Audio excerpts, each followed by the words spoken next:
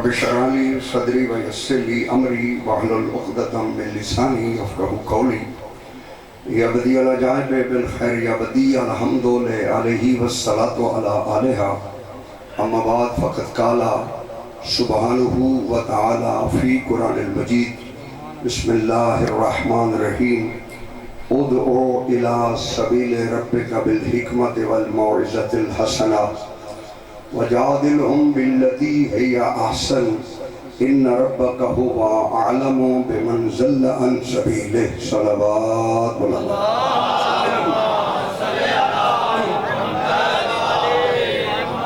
ارشاد پروردگار ہے کہ اے میرا حبیب اے مصطفیٰ ادعو الی سبیل ربک انہیں بلاؤ انہیں دعوت دو اپنے رب کی سبیل کی طرف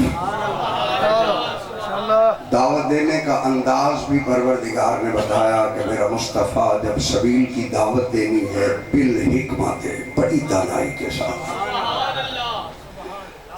والموعظۃ الحسنہ اور میرا رسول جب تو سبیل کا واز کر رہا ہو تو تیرا واز بڑا خوبصورت واز ہونا چاہیے چونکہ واز مصطفیٰ کا خوبصورت ہوگا دنیا اللہ کی سبیل پہ آ جائے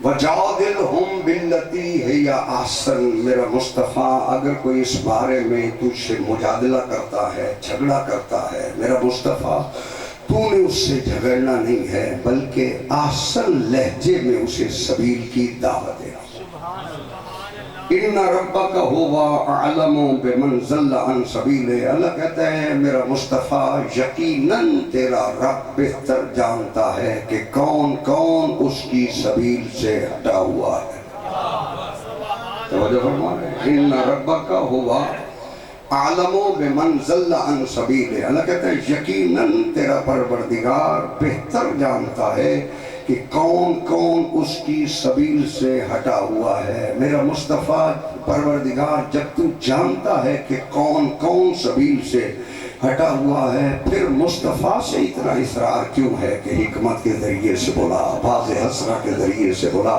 جھگڑا بھی نہیں کرنا معلوم ہوا سبیل کوئی بڑی اہم ہے اللہ یہ چاہتا ہے کہ دنیا سبیل پہ آ رہا ہے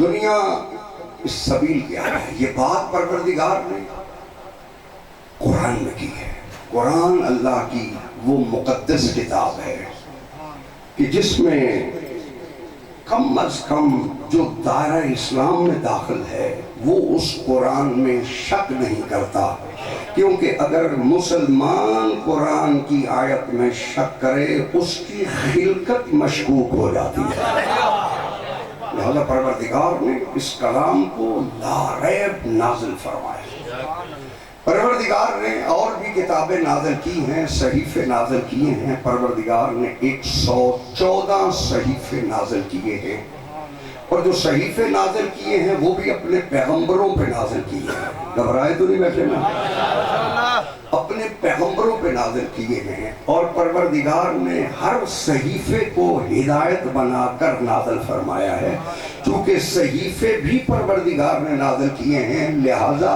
صحیفوں پہ بھی شک نہیں کیا جا سکتا تھا مگر اللہ نے صحیفوں کو معجزہ قرار نہیں دیا اللہ نے 114 صحیفوں کے بعد اللہ نے 3 اور کتابوں کو نازل کیا زبور کو نازل کیا تورات کو نازل کیا انجیل کو نازل کیا لیکن پروردگار نے نہ تورات کو معجزہ قرار دیا نہ زبور کو معجزہ قرار دیا اور نہ ہی انجیل کو معجزہ قرار دیا توجہ میری طرف رکھیے یہ قرآن مجید کا فیصلہ ہے کہ اللہ نے اپنی 3 کتابوں میں کسی کتاب کو بھی معجزہ قرار نہیں دیا اگر معجزہ قرار دیا ہے تو صرف اسی کتاب کو معجزہ قرار دیا ہے جو اپنے حبیب مصطفیٰ پر نازل فرمایا قرآن مجید کو پروردگار نے معجزہ قرار دے کر نازل فرمایا میں دلیل دے دیتا ہوں اگر آپ کی توجہ ہو تو 114 صحیفے اور 3 کتابیں یہ بھی کتابیں بھی تو اللہ کی کتابیں ہیں سارے جتنے بھی مسلمان ہیں کیا تورات پہ ایمان نہیں رکھتے؟ بولو سی میرے ساتھ، تورات پہ ایمان رکھتے، زبور پہ ایمان رکھتے، انجیل پر بھی ایمان رکھتے. مگر کسی بھی مسلک کے نزدیک شیعہ ہو، سنی ہو، دیوبندی ہو، اہل حدیث ہو، جس فرقے سے بھی اس کا تعلق ہے، جس فرقے سے بھی وہ تعلق رکھتا ہے، وہ یہ سمجھتا ہے کہ قرآن کو بغیر وضو کے ہاتھ نہیں لگا سکتے، مگر تورات کو بھی لگ سکتا ہے. انجیل سلامت رہو، انجیل کو بھی بغیر وضو کے ہاتھ لگ سکتا ہے، زبور کو بھی بغیر وضو کے ہاتھ لگ سکتا ہے، صحیفوں کو بھی بغیر وضو کے ہاتھ لگ سکتا ہے، کیونکہ یہ سارے معجزہ نہیں ہیں، معجزہ صرف قرآن ہے.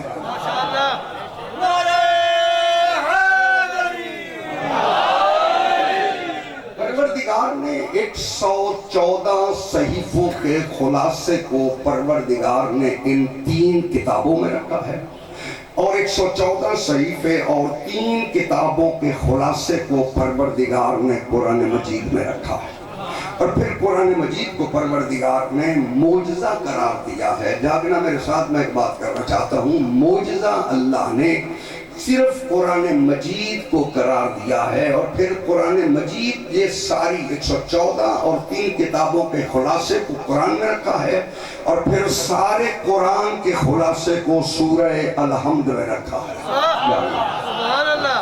سارے قرآن کے خلاصے کو پروردگار نے سورہ الحمد میں رکھا ہے، اور الحمد کے خلاصے کو بسم اللہ الرحمن الرحیم میں رکھا ہے. اب سمجھ میں آیا کہ علی کیوں فرماتے ہیں کہ علی صرف بسم اللہ کی تفسیر لکھنے لگ جائے. 70 اونٹ کتابوں کے باہر ہو سکتے ہیں، تفسیر بسم اللہ ختم نہیں ہو سکتی.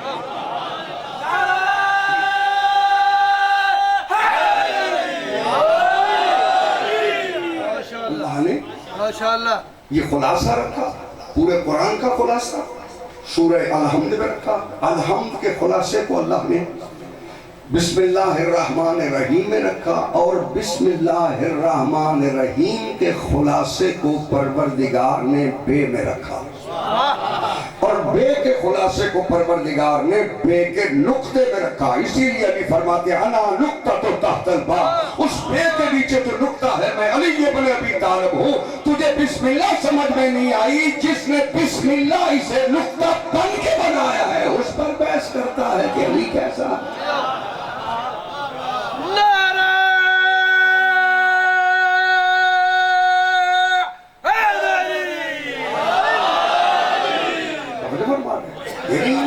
کوئی بھی ایسا مسلمان نہیں شیعہ کی بات نہیں کر رہا ہے، جتنے بھی فرقے ہیں، جتنے بھی مذاہب ہیں، کوئی بھی ایسا اسلام کا فرقہ نہیں ہے جو قرآن مجید کو معجزہ نہیں سمجھتا.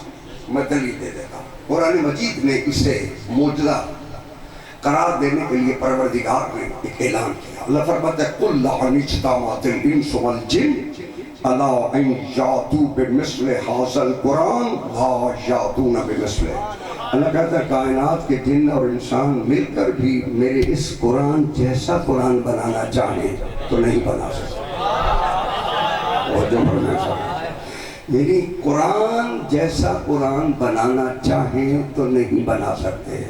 جس پر نازل ہوا ہے اس جیسا کوئی بنانا چاہتا ہے.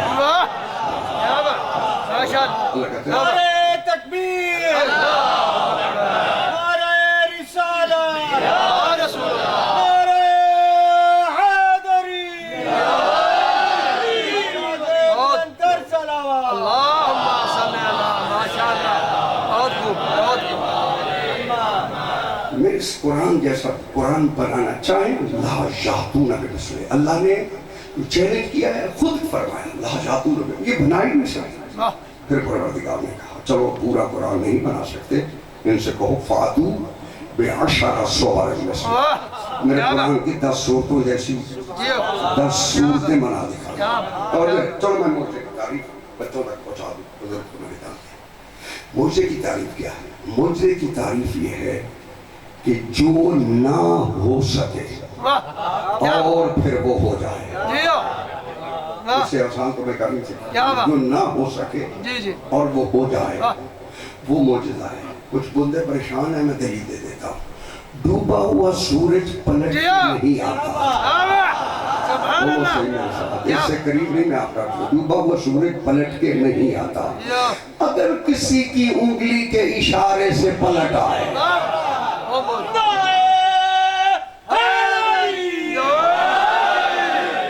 ماشاءاللہ پلٹ آئے تو وہ معجزہ ہے۔ چاند دو ٹکڑے نہیں ہو سکتا، جی ہاں۔ اگر کسی کی انگلی کا اشارہ چاند کو دو حصوں میں تقسیم کر دے کیا بات؟ تو یہ معجزہ ہے۔ بے شک توجہ میری طرف رکھیں، ستارے کسی دہلیز پہ طواف نہیں کرتے،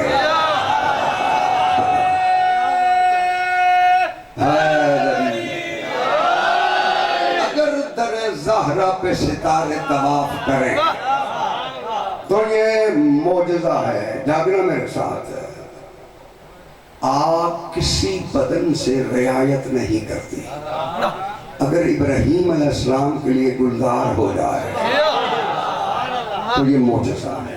پانی کسی کو راستہ نہیں دیتا، اگر موسیٰ کے عصا مارنے سے راستے بن جائیں تو یہ معجزہ ہے، یعنی جو نہ ہو سکے اور وہ ہو جائے۔ علی جیسا نہ قیامت تک کوئی آئے گا نہ پہلے کوئی ہوا ہے، اگر وہ علی 13 رجب کو کعبے میں آ جائے یہی تو معجزہ ہے۔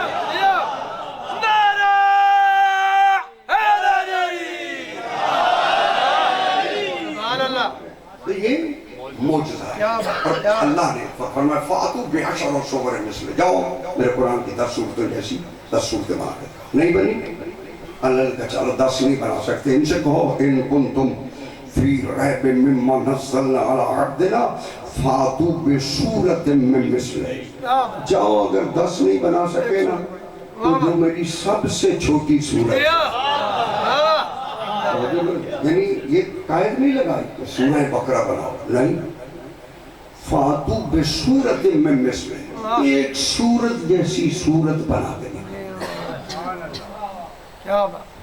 یہ نہیں کہا کہ مزمل جیسی صورت بنا کے دکھاؤ، نہیں کہا کہ مدثر جیسی صورت بنا کے دکھاؤ، نہیں کہا کہ یاسین جیسی صورت بنا کے دکھاؤ، کہا کہ چھوٹی سی چھوٹی صورت بھی بنا کے دکھاؤ۔ بتانے کا کہنے کا مقصد یہ تھا کہ نہ صورتوں میں کوئی بڑا ہے نہ چھوٹا ہے، کردار آل محمد میں بھی اولنا محمد، اوسطنا محمد، آخرنا محمد، کلنا محمد، یہ سارے محمد ہے، جیسا علی ہے ویسا عسکری ہے۔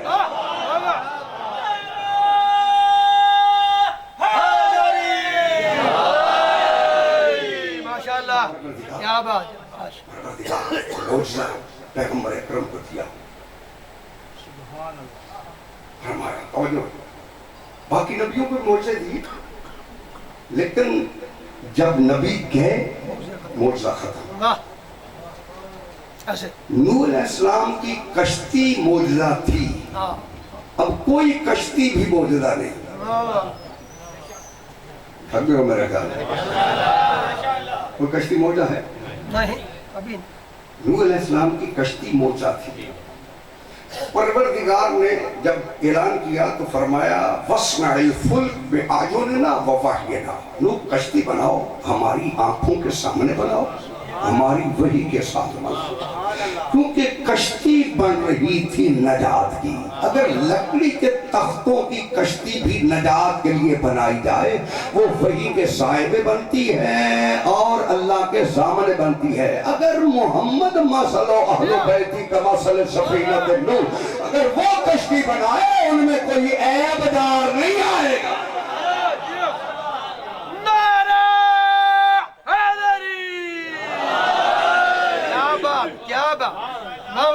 کشتی بنی حضرت نوح علیہ السلام وَاصْنَعِ الْفُلْكَ بِأَعْيُنِنَا وَوَحْيِنَا، لوگ کشتی بناؤ، ہماری آنکھوں کے سامنے بناؤ، ہماری وحی کے ساتھ بناؤ۔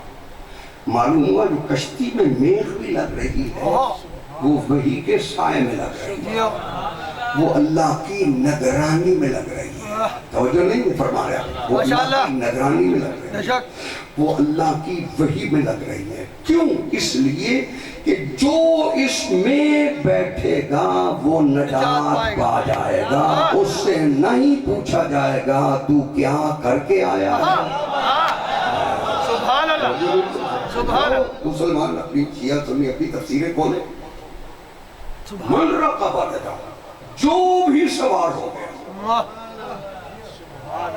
جیو جیو جیو وہ صحیح ہے۔ جیو سفر تو میں لمبا کر کے آیا ہوں، پریشان آپ پہلے ماشاءاللہ ماشاءاللہ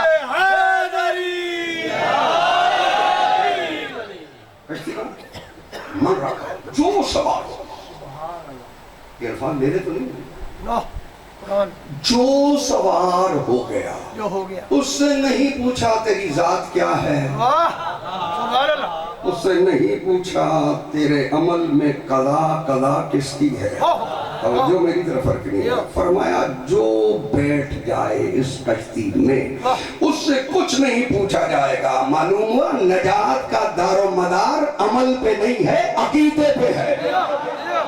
ماشاءاللہ نو پہ عقیدہ نہیں ہے، نو پہ عقیدہ نہیں ہے، وہ نو اللہ عمل قبول ہی نہیں کرتا۔ قبول اللہ اسی عمل کو کرے گا جس عمل میں عقیدہ ہوگا۔ بولو تو صحیح ہے۔ نمازیں تب تلیں گی جب محبت اہل بیت میں پڑھی جائے گی، نہ